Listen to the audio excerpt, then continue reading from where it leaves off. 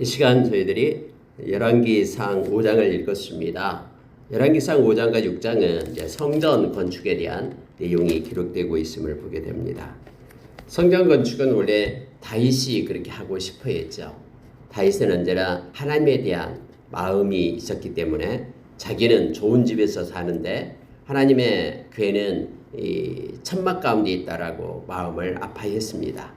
그래서 다윗이 실은 성전을 건축하고 싶어 했는데 하나님께서 다윗은 피를 많이 흘렸기 때문에 평화가 올 때에 그 너의 아들 솔로몬을 통해서 건축을 하게 될 것이다 라는 마음을 받았죠.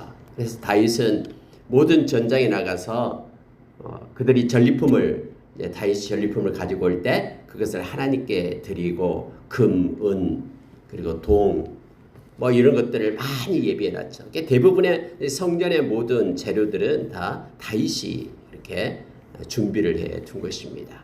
왜요? 하나님에 향한 마음이 있었기 때문에 그렇죠. 물론 하나님께서 인간이 지은 집에 그것에 갇혀서 사시겠습니까?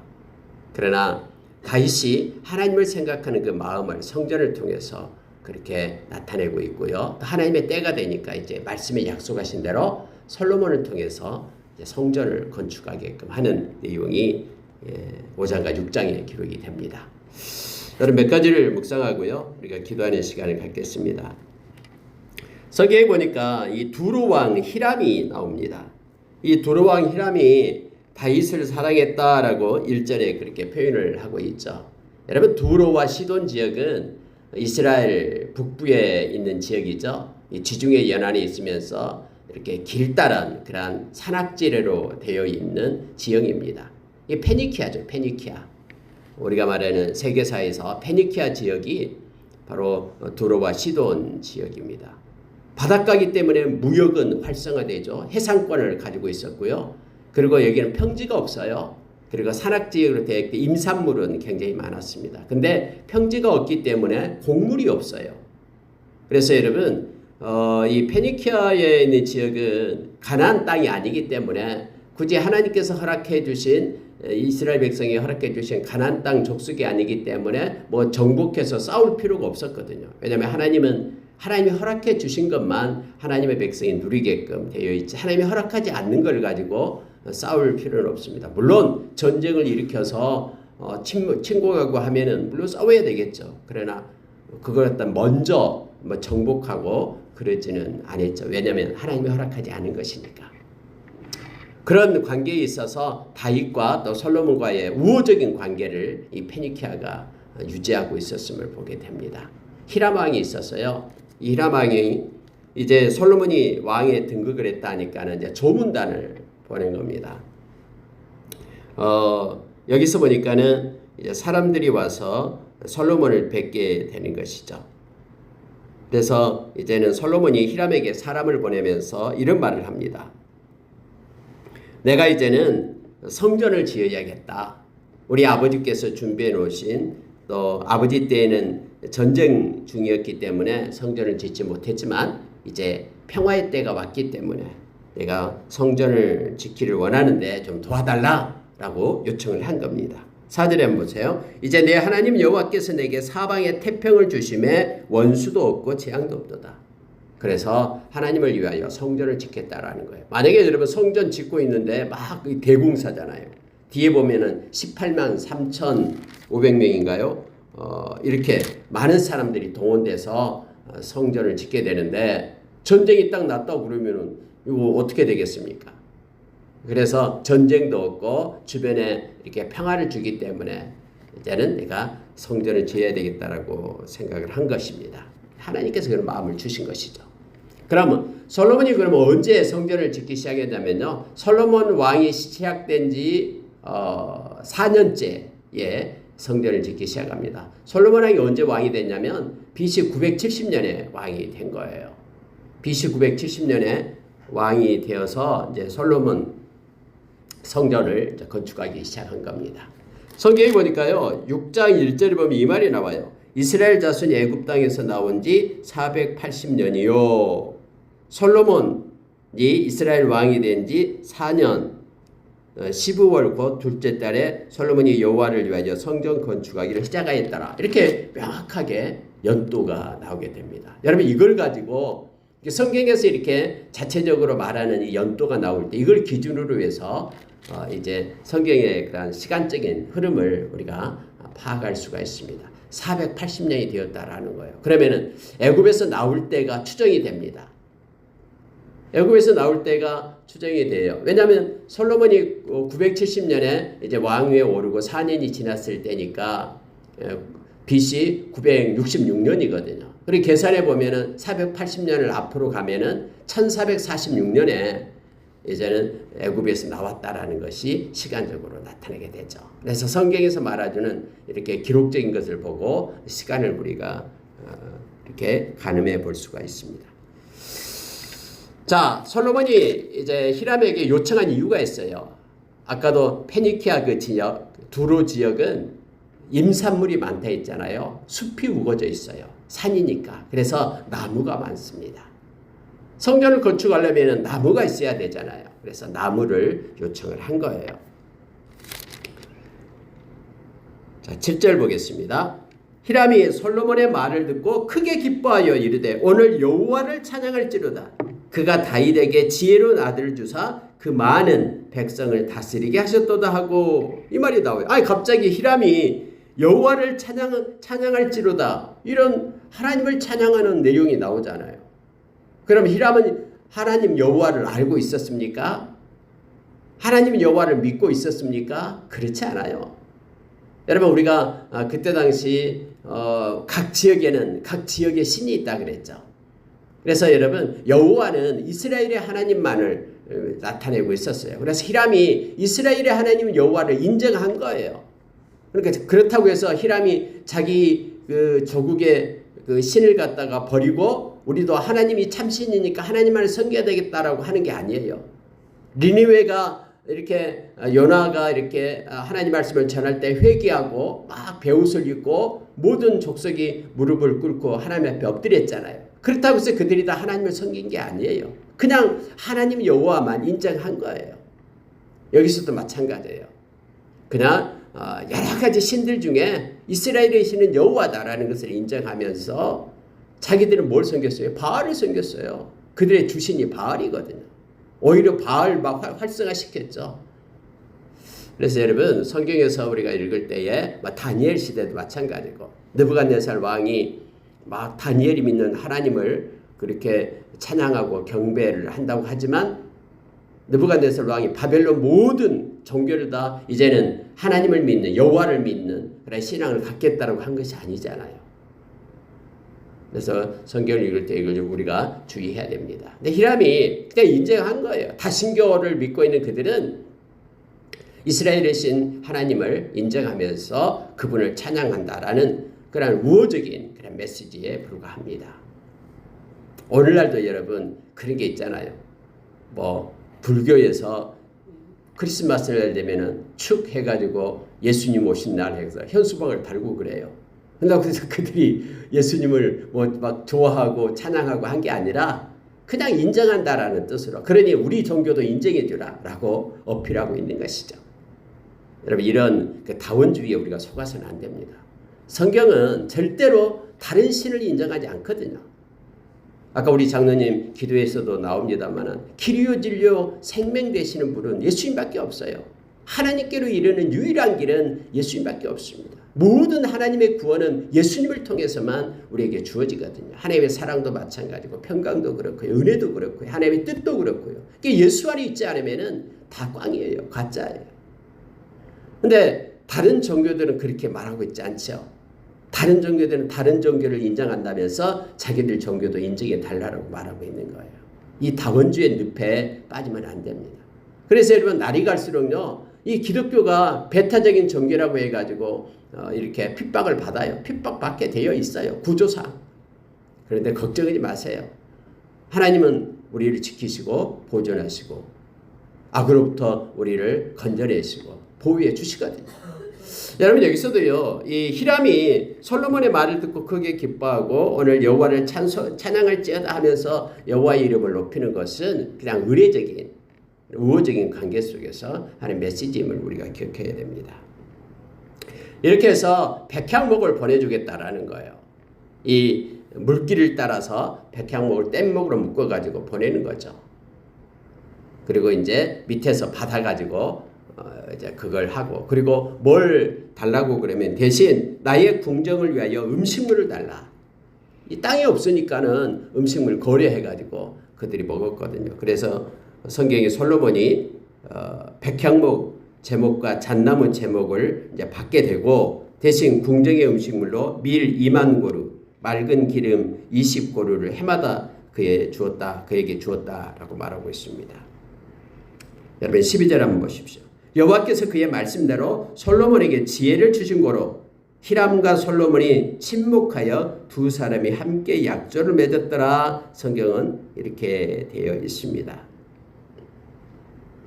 하나님께서 이 모든 국제적인 관계에도 솔로몬에게 지혜를 줬다고 말합니다. 특히 국제적인 관계가 중요하잖아요. 왜냐하면 지혜가 없으면 요즘에 미국과의 관계, 중국과의 관계, 우리나라도 지혜가 필요해요. 하나님께서 지금 솔로몬에게 지혜를 주어가지고 히람과 우호적인 친목의 관계를 유지했다라고 말합니다. 이 지혜가 없으면요, 언제나 자국의 이익이 있잖아요. 다 미국은 미국 자기들의 이익을 원해서 뭔가를 하려고 그러고요. 우리나라도 우리나라의 이익을 위해서 하려고 하니까 서로 싸우는 거예요. 서로 이익이 있으니까. 근데 지혜가 들어가면은 서로가 침묵하면서 서로 윈윈할 수 있는 그런 지혜를 갖게 되는 것이죠. 그래서 히람과 솔로몬이 하나님이 주신 지혜 때문에 서로 침묵하게 되었더라라고 말하고 있는 거예요. 하나님의 간섭이 있어야 된다라는 겁니다. 오늘날. 그래서 우리나라를 위해서도 우리가 힘써 기도해야 됩니다. 많은 국제적인 관계 속에서 이렇게 하나님의 지혜를 가지고 잘 침묵하며 평화로운 관계 속에 있도록 하기 위해서 우리가 힘써 기도해야 됨을 알게 합니다. 자, 여러분 이제 몇 명이서 이제 이 성전을 건축하게 되냐면, 물론 7년 동안 건축했다는 걸 알 수 있죠. 자, 솔로몬이 역군을 일으킵니다. 역군의 수가 3만 명이에요. 그래서 나무를 베는 사람 해가지고 한 달은 그쪽에 두로에 가 있고요, 레바논에 가 있고, 두 달은 집에 있고. 그러니까 역군도 할만하죠. 한 달 동안 일하고 두 달은 집에서 쉬고 이렇게 했다라고 말하고 3만 명을 그랬습니다. 그리고 성경에 보니까요, 짐꾼이 있습니다. 짐꾼은 7만 명이에요. 그때 당시 무슨 이렇게 나를 수 있는 것들이 없잖아요. 짐꾼들이 막 일일이 하는 거예요. 짐꾼들이 7만 명을 갖다가 산에서 돌을 짐꾼이 나르고요. 또 산에서 돌을 뜨는 자는 8만 명이에요. 그러니까 7만, 8만, 또 3만 하니까 18만 명이 되겠죠.